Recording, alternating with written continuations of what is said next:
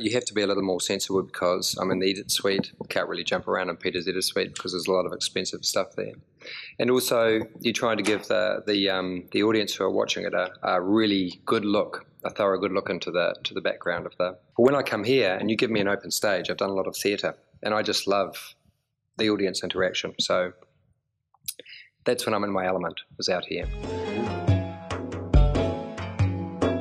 Yeah, I've been lucky enough to come to Middle-earth events here before. I came to Rincon 4 times, I think. So it's a bittersweet thing. We love coming here, but also, I have family back home, and so it's always tough to leave home, and I do love getting back. But this is a unique event anywhere in the world. I've been to a lot of conventions, and none of them have the same ability to marry the audience participation and the fans and the and the stars or the guests coming here. It's a really well-run event, and not just for the appreciation of the films, but the fact that we have so many people here that are experts in their own field, both with art and literature. And I think the fans get an experience here that you don't get anywhere else. And that's why I like coming back. I've made a lot of good friends here. It's great to see people year after year still coming back. And we make the films for the audience. We don't make the films for ourselves. And so having a chance to actually have a one-on-one experience and really talk about what it is that fueled us and made us feel good about doing the films is fantastic.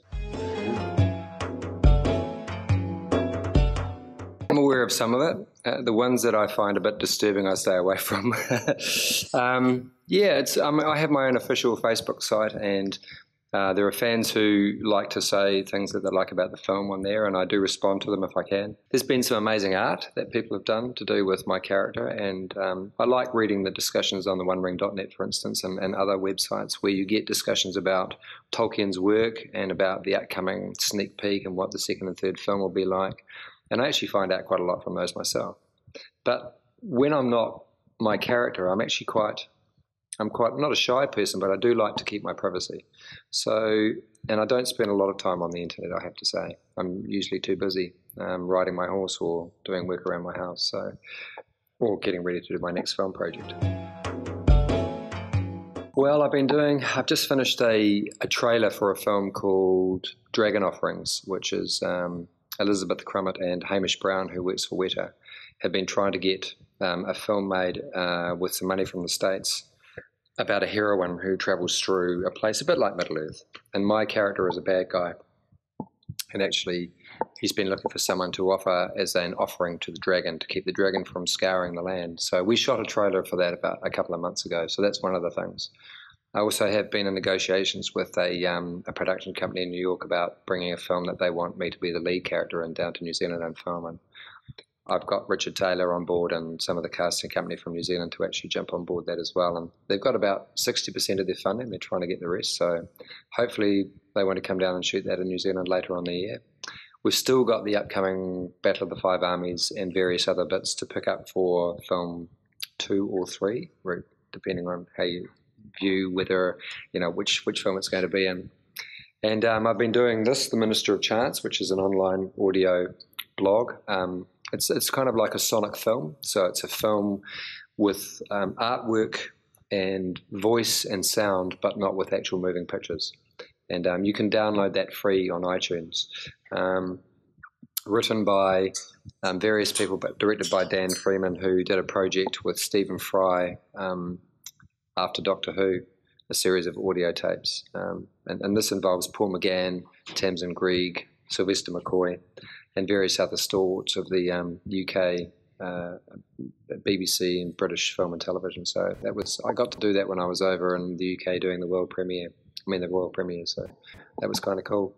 And I've been asked to direct a film. A friend of mine has a film that he's wanting to direct in the summer, and so I have quite a lot of projects. I also have a play I'm going to do with my eldest child. I've got a 20-year-old son who's an actor, and there's a great play called Unseasonable Fall of Snow, which I wanted to do for the last 20 years, and now I'm old enough, and so is he. And he actually asked me if I would do it. It's written by a playwright called Gary Henderson, and I toured a play of his called Skin Tight for 10 years, and we toured it around the world and took it to the Edinburgh Festival and won awards. And so it's exciting for me to get back on the stage. Film work's fantastic, and it's on a huge scale. But for me, the audience participation you get doing theatre, which is why I love being on stage, is really, that's my passion. Yeah, there's quite a lot of stuff that we shot, and obviously you have to keep the films down to a certain length for the theatrical release. But I know there's a lot of dramatic stuff, a lot of character work that we did for the first film that Peter has wanted to put back into the movie. I can't give you any specifics because that would be ruining it for the surprise. But yeah, I've seen little bits of it, and it's fantastic to see the bits that will go back home. We've been told it's roughly 25 to 30 minutes longer than the theatrical release.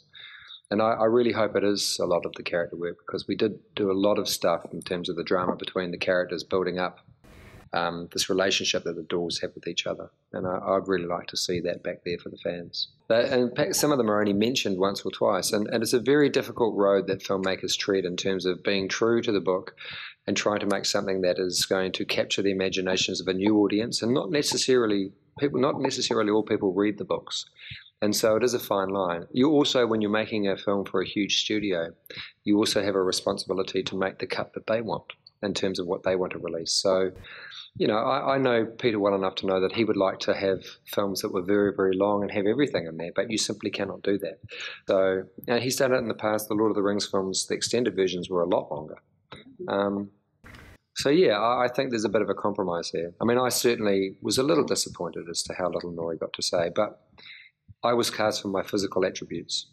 I would have done it regardless if he'd said nothing, because I love working with Peter, and I love the world of Middle-earth, and what a thrill it was for me to have worked on Lord of the Rings, to come back and revisit Lord of the Middle-earth again. It was fantastic, yeah. He's been living on his wits. He's been a little ostracised from his own family because he is a bit of a kleptomaniac. He believes that anything lying around that doesn't have someone's name on it is his to sell. And he has been living out rough on his own. The kind of backstory he came up with was that we have the same mother, but possibly 3 different fathers. And maybe my father was a travelling salesman. He's along on the journey extensively to get as much gold from the Misty Mountains and from Erebor as he can. And if he can pick up anything to sell or trade along the way, then he will do that. I managed in one of the scenes, when we were shooting in the Troll Caves, I managed to procure 42 bits of gold while we were filming that no one saw me do. So he's quite a gifted burglar. And that was just my own little backstory. Is in any shot, if there's something that can be picked up and put in my pocket, then I will do so and see if I can get away with it. And it's quite a neat little hook. It's a neat little hook to have as a character, to have something that is their shtick, something that defines them in terms of what their raison d'etre is, what drives them. And for him, he's had to live on his own. He's had to live off his wits, and anything that he can do in terms of making a living and getting by to survive, then he'll do that. And I think he changes along the journey. He becomes more part of the regal society of dwarves. There's a genetic imprint, I think, that the dwarves have, that when they come together, they become this fantastic little fighting unit, and they have their own moral compass that no other race has. And when they're on their own, it gets kind of watered down, but when they're together, it becomes very strong. This feeling of loyalty towards Thorin grows as the journey goes on. And I know that in the beginning, Nori wasn't really that interested in having a king, but by the end, he will do anything for him. Yeah, we're very lucky. I think one of the great things that Philippa, Fran and Peter do when they're casting a film is that they cast very good actors who are also very good people. We have some of the best people on the planet on this film, and I don't just mean that in a way that they're great actors. They are also very, very generous people in terms of the way that they see the world and the fact that they want to help each other. We understood that to make this film real in terms of an ensemble, we also had to get on, and so we had a lot of social time together building that. But to be honest with you, it wasn't difficult. They're all incredibly lovely people and very generous people, and we really do like each other. There really isn't anybody that we don't get on with. And I think that shows in the work. It was important for Peter and Fran and Philippa to have that kind of relationship on and off screen, because it just makes the job easier. And it was a tough shoot. You know, physically it was probably the toughest shoot I've ever done, and I've worked for Peter for 25 years. And he always puts you through the mill. He likes you to physically go through what the characters are going through. And I think that shows in the work as well. But if we hadn't have been able to help each other, to support each other, to train with each other, it would have been a much more difficult process. I tried to explain to the other guys what it was like coming here because I've been to Rincon a few times. There really isn't any other convention like it in the world in terms of the way that the fans have access to meeting you as a person.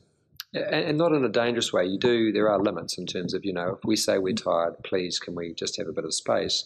They're very, very giving. They say, yes, that's fine. But I love the fact that we get to talk about not just what we do as actors, but what we do as people. I think it's more interesting for us and for the fans. And it's great to get to come to Europe and see another culture, because in New Zealand we're so far away from anywhere else.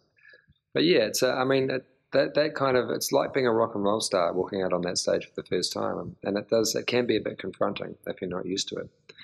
But as I say, you put an audience out there in the seats, and I just love it. I like to entertain, and I think that it's a two-way thing. You get a lot of energy from an audience, a live audience, and I think that is something pretty special and very special, especially to the kind of conventions that are run here.